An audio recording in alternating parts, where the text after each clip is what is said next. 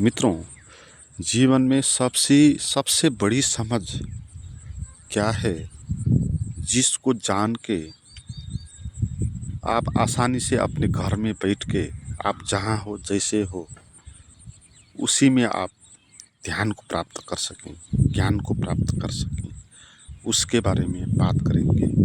और ये समझ इतनी बड़ी है, इससे बड़ी कोई समझ नहीं है जो आपको अध्यात्म की ओर ले जाएगी, आपको आपकी आत्मा की तरफ ले जाएगी। और इसके लिए आपको कहीं जाना भी नहीं पड़ेगा, घर बार को त्यागना भी नहीं पड़ेगा। परिवार, बच्चे, फैमिली, व्यवसाय, आप क्या करते हो, कहाँ हो, इससे कुछ फ़र्क नहीं पड़ेगा। आपको किसी भी बात से दूर भागने की आवश्यकता नहीं होगी, वहीं पर आपको सभी कुछ मिल जाएगा। वो बात है, आपके प्रति एक समझ विकसित होनी चाहिए ऐसी जो आपको वितरागी बना दे। तो इसको हम पहले समझ ले, ये क्या है वितराग, और राग क्या है, विराग क्या है, और उसके पार वितराग क्या है। राग और विराग, ये दोनों कारण से हम संसार में बंधे हुए हैं। हम जहाँ हैं, परिवार में, समाज में, व्यवसाय में, जिस तरह हम बंधे हुए हैं उसका कारण है राग और विराग। और अच्छे से आप समझ लेंगे वितराग क्या है, तो आप इन सभी के बीच में रह के भी भीतर से आप मुक्त हो जाएंगे। जैसे राजा जनक मुक्त हो गए और सम्राट थे, वो राजनीति के बीच में बैठते, सभाओं में बैठते, राजकाज राजपाट का जो कर्म है व्यवहारिक वो सब करते, मगर भीतर वो अछूत होते, उनको कुछ भी छोड़ना नहीं पड़ता। तो राग क्या है, विराग क्या है। राग और विराग क्यों हमको समाज से बंध देता है, परिस्थितियों से हम क्यों बंध जाते हैं, राग और विराग के कारण। तो राग का अर्थ होता है किसी भी चीज़ के प्रति आसक्त होना, किसी को प्राप्त करने की चाहना, लोभ, उसको कहते हैं राग, है आकर्षण। और ये आकर्षण ही हमको इस समाज के अनेक चीज़ों के प्रति बंध के रखा है। हमारे भीतर वो आकर्षण है बहुत सारी चीज़ों के प्रति। संबंध के प्रति आकर्षण होगा, धन, पैसा, पद, प्रतिष्ठा, स्वास्थ्य, ध्यान, ज्ञान, ऐसी जो चीज़ संपदा है, तो इन चीज़ों के प्रति हमारा आकर्षण होता है और ये हम चाहते हैं, इनको प्राप्त करना चाहते हैं। इसलिए सभी लोग लगे हुए, कोई धन पाने के लिए लग रहा है, कोई पद पाने के लिए लग रहा है, कोई ध्यान पाने के लिए लग रहा है, सभी लोग लग रहे हैं ये राग के कारण। इसीलिए कारण राग हुआ जो हमको समाज में, जीवन में हमको बांध के रखता है। मगर राग हमको कहीं पहुंचाता नहीं। आप जितना भी पालो धन, पद, प्रतिष्ठा, उससे आप कभी तृप्त नहीं होंगे और उससे पहले आपकी मृत्यु हो जाएगी। तो आपका जो राग का जीवन है, उस जीवन ने आपको कहीं पहुंचाया नहीं। जीवन आपका एक भागदौड़ ही हुआ, कभी भी आप संतुष्ट नहीं हो पाए, क्योंकि कुछ भी चीज़ आपको मिल जाती तो फिर और पाने की लोभ, आकर्षण आपके भीतर रहता। तो राग आपको कहीं बैठने नहीं देता, आपको अंधे बनाए रखता है। और ज़्यादा प्राप्त कर लो, और ज़्यादा प्राप्त कर लो, धन, पद, प्रतिष्ठा, रिलेशन, ये सब चीज़ें, इनके प्रति हम ऐसे चिपक जाते हैं जैसे मधुमक्खी किसी मधु में चिपक जाती है। मगर कोई भी समझदार होगा तो उसको राग हो नहीं सकता, क्योंकि इस छोटे से जीवन में आप रागी बन के चीज़ों को इकट्ठा करके क्या प्राप्त कर लोगे, आपकी मृत्यु हो जाएगी और आप वहाँ ले जा नहीं सकोगे, यहीं पड़ा रहेगा। और यहाँ जब आपको मिलता है तब भी आप संतुष्ट होते नहीं, उससे और पाने की चाह आपके भीतर उठती है और वो आपको फिर भाग दौड़ में ले जाती है। तो इस संसार में कोई भी चीज़ ऐसी नहीं है जिसके प्रति आपको आसक्त होना है ना, जिसके प्रति आपको चिपकना है, जिसको महत्व देना है, जिसके आकर्षण में फंसना है, ऐसी चीज़ यहाँ कोई भी नहीं। तो ये समझ आपके भीतर आएगी तो आपके भीतर का राग खत्म हो जाएगा। फिर आप जीवन के प्रति इस तरह देखोगे नहीं जैसे रागी देखते हैं। तो रागी जो व्यक्ति हैं वो बलात्कारी जैसे हैं, कोई भी चीज़ सुंदर पा लिया तो एकदम से झपटने लग गए, जैसे चोर हो गया। कहीं भी कोई मूल्यवान चीज़ पा ली तो उसको वहाँ से लेकर अपने घर पे लेकर आए। तो इस तरह की वृत्ति आपके भीतर पैदा नहीं होगी। तो जीवन की व्यर्थता आपको जब महसूस होगी तब आपका राग गिर जाएगा। आप रागी बन के कितने दिन जी पाओगे, और आपका अनुभव भी आपको रागी बनने नहीं देगा। तो आपके जीवन में कभी न कभी विराग आएगा ही, और विराग आपको ये कहेगा कि इसमें कुछ रखा नहीं है, तो इन सब चीज़ को छोड़ दो। तो पहले भूल ये थी कि आप रागी थे, चीज़ों के प्रति आसक्ति थी आपकी, और आपके भीतर अब अनासक्ति पैदा हो जाएगी, और ये भी ऐसे ही गलत बात होगी, और विराग पैदा हो जाएगा। और विराग का अर्थ होगा कि इस जीवन में कुछ भी प्राप्त करने का कोई सार नहीं, इसलिए अब त्यागना शुरू कर दो। तो फिर धन पैसे को त्याग दो, परिवार को त्याग दो, सभी चीज़ों को त्याग दो, अकेले रह जाओ, सन्यासी बन जाओ, घर बार त्याग दो। तो इस भ्रम के कारण बहुत सारे लोग अपने घर बार, कर्तव्य जो भी है समाज का, परिवार का, वो सब त्याग के अकेले रहने लग गए, आश्रम में रहने लग गए, जंगल में रहने लग गए। तो ऐसे बाबा, धार्मिक आदमी पैदा हो गए, पंडित पैदा हो गए, और इन लोगों हम भी महत्व देते हैं क्योंकि इनके भीतर तो जीवन के प्रति आसक्ति नहीं है, सब कुछ त्याग दिया है। तो ये तो वैरागी होंगे ही, हमको भी लगता है, और हम इसको सम्मान देते हैं। मगर जो इस तरह त्यागता है वो भी असल में वैराग नहीं है,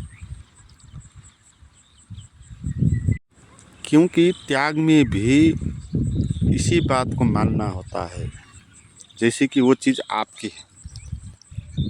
आकर्षण में, राग में भी यही मान्यता काम करती है कि वो चीज़ आपकी है, इसलिए उसको भोगो, उसके साथ जुड़ो, उसको प्राप्त कर लो, वो आपकी है। और त्याग में भी यही मान्यता काम करती है कि वो चीज़ आपकी है, इसलिए आप उसको त्यागो। तो त्यागने के पीछे भी राग ही होता है।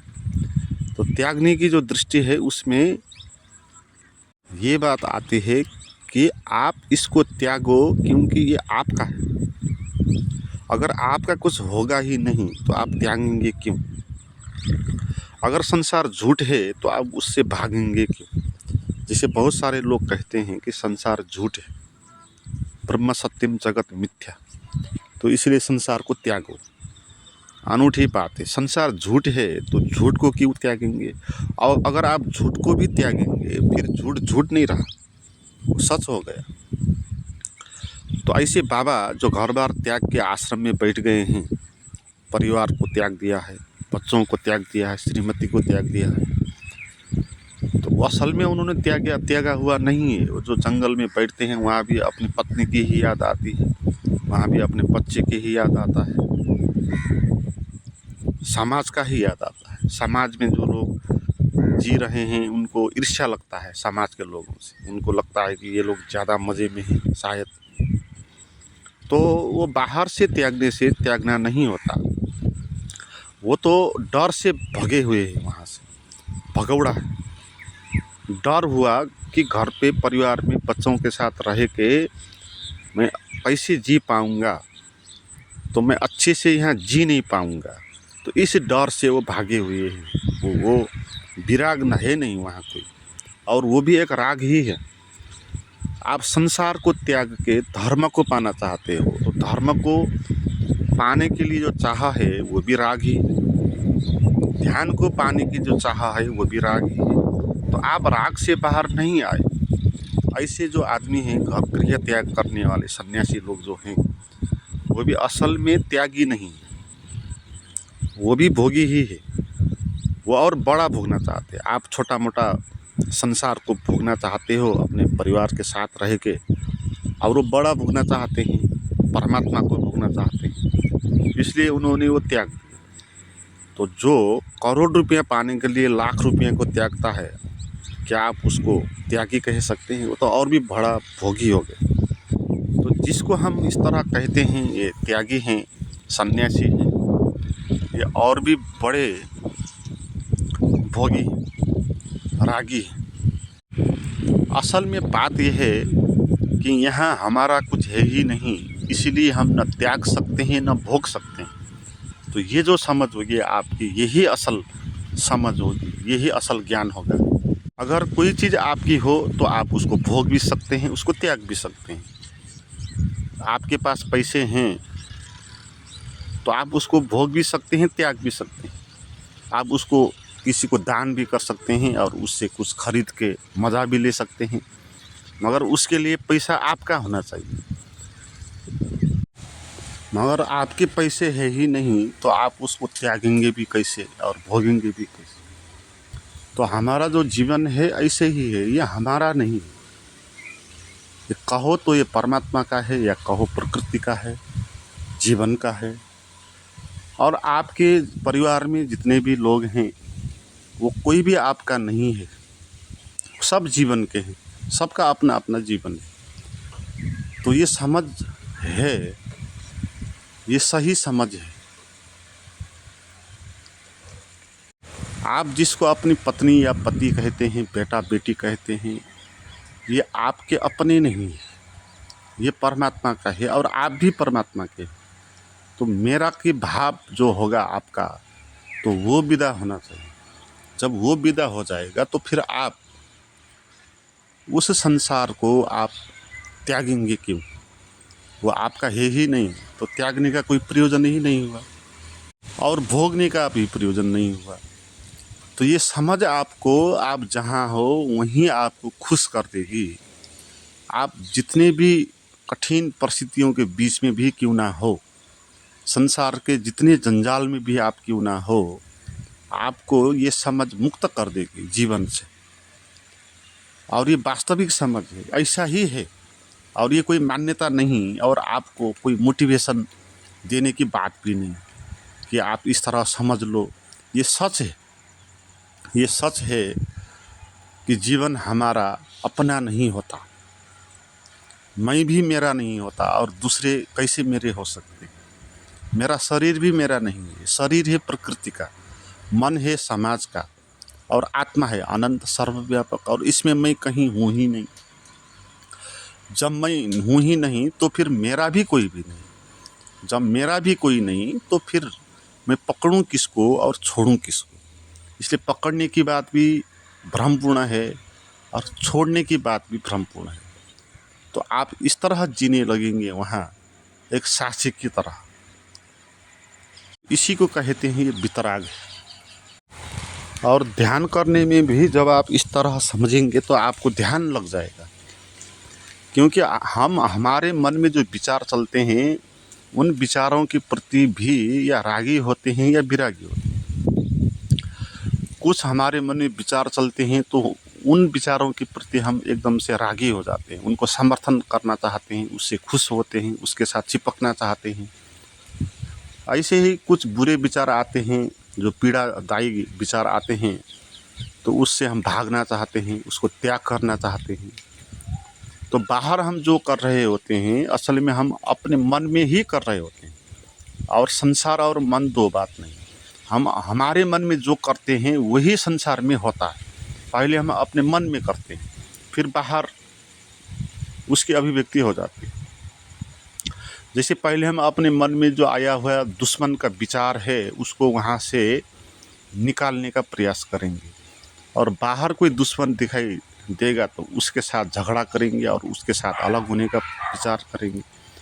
तो पहले हम भीतर करेंगे, पहले हम अपने मन में जो प्रेम का विचार आया उसको समर्थन करेंगे और फिर बाहर जो प्रेमी मिल जाए उसके पीछे लग जाएंगे। तो बाहर जो हम संसार में व्यवहार करते हैं वो तो प्रतिफलन है, वो तो रिजल्ट है। असली कार्य हम अपने मन में करते हैं विचारों के साथ, और विचारों के साथ हम ये दो ही बात करते हैं, या राग करते हैं या विराग करते हैं। राग में हम उन विचारों को समर्थन करेंगे, उनको ज़्यादा पाने का आशा रखेंगे, और विराग में हम उन विचारों के वहाँ से निकालने का प्रयास करेंगे। मगर आप समझेंगे कि आपके मन में जो विचार चल रहे हैं वो आपका है ही नहीं, वो आप हो ही नहीं, वो समाज है।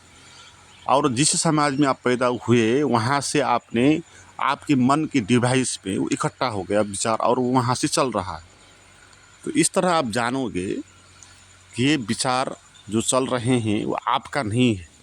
फिर आप इसको पकड़ेंगे भी नहीं और इससे भागेंगे नहीं, इसको दबाएंगे भी नहीं। आपका संघर्ष वहाँ ख़त्म हो जाएगा, क्योंकि ये विचार मन ये दूसरी ही चीज़ हो जाएगी और आप उससे अलग ही हो जाएंगे।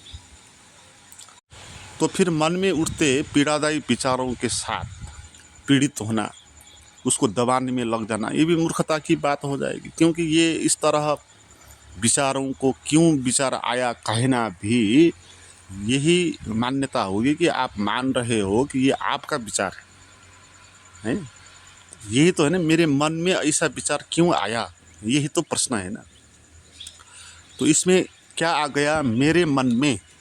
आप कह रहे हो मेरा मन, तो जहाँ आप मेरा मन कह रहे हो ना तो वहीं गलती हो रही है। मेरा मन कहोगे तो फिर राग होगा या विराग होगा।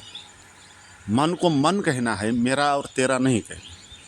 मन को मन कहोगे तो फिर आपको मन में जो विचार उठेंगे उसको भागने की ज़रूरत भी नहीं होगी और उससे आसक्त होने की भी ज़रूरत नहीं है। जो सन्यासी हैं, गृह त्याग वाले सन्यासी, उसकी भी यही तरकीब है ना। वो भी इसी तरह संसार को त्यागते हैं। वो मानते हैं कि मेरा परिवार, मेरा बेटा, मेरी बेटी, मेरी पत्नी, मेरा पैसा, और जो इस तरह त्यागी है ना उसके पास आप जाएं, वो बड़े गर्व के साथ कहते हैं मैंने तो इतना इतना त्याग दिया, मेरे पास इतना इतना था धन तो मैंने उसको त्याग दिया।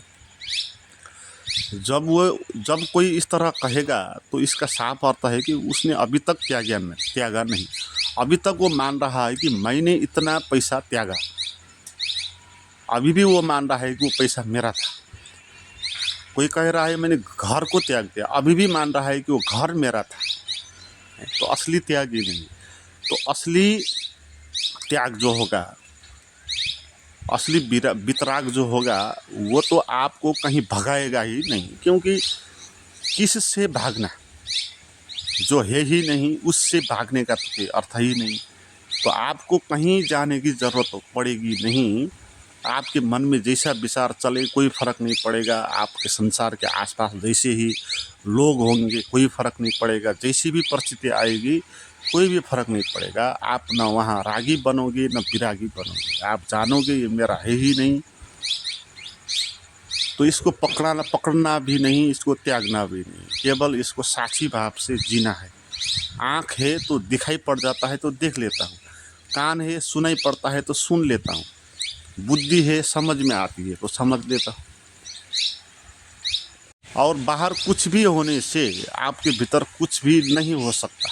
अगर आप रागी और विरागी हो तो बाहर कुछ हो जाएगा तो आपके भीतर भी कुछ हो जाएगा। आपके भीतर राग है तो आपके आखंत की मृत्यु हो जाएगी तो आप भी पीड़ित हो जाएंगे। आपके भीतर विराग है, आपका दुश्मन कोई गाली देगा तो आप भी पीड़ित हो जाओगे। मगर आपके भीतर राग और विराग दोनों ही नहीं। आपने जान लिया कि मेरा यहाँ कुछ है ही नहीं तो मैं क्यों इसको पकड़ूँ, क्यों इसको छोड़ूँ। तो गाली देने वाला भी आपको कुछ पीड़ित कर नहीं सकता, कुछ सम्मान भी आपको भीतर और ज़्यादा खुशी दे नहीं सकता। तो अध्यात्म का इतना ही अर्थ है कि आप इसी समझ को बढ़ा लो। यही समझ आपके भीतर विकसित होनी चाहिए कि यहाँ जो कुछ भी है वो मेरा नहीं है, और मैं भी नहीं हूँ। पहले तो मैं ही नहीं हूँ। मैं होगा तो फिर मेरा हो सकता है बाद में। तो मेरा जो चीज़ है, बाहर की जो दुनिया है, संसार है, वो तो दूसरी बात है ना। उससे पहले तो आपको होना होगा। तो भीतर आप ही नहीं हो तो भीतर बाहर भी कोई आपका नहीं होगा। फिर बाहर जो भी होगा वो सब या परमात्मा का होगा या जीवन का होगा, और वो आपको कुछ प्रभाव नहीं कर पाएगा। तो इस तरह आपके भीतर निरअहंकार भाव पैदा होने लगेगा। आप ऐसे रहोगे वहाँ जैसे कि आप हो ही नहीं, बिल्कुल शांत हो गए, आनंदित आप नहीं होगे। तो जो होगा वो उसी को कहते हैं वो परमात्मा। वो एक शांति है, वो जीवन है, जीवन का स्पंदन है हमारे भीतर। तो जीवन हमारे भीतर जगा हुआ है और हम वहाँ पर कोई मैं जैसे है नहीं।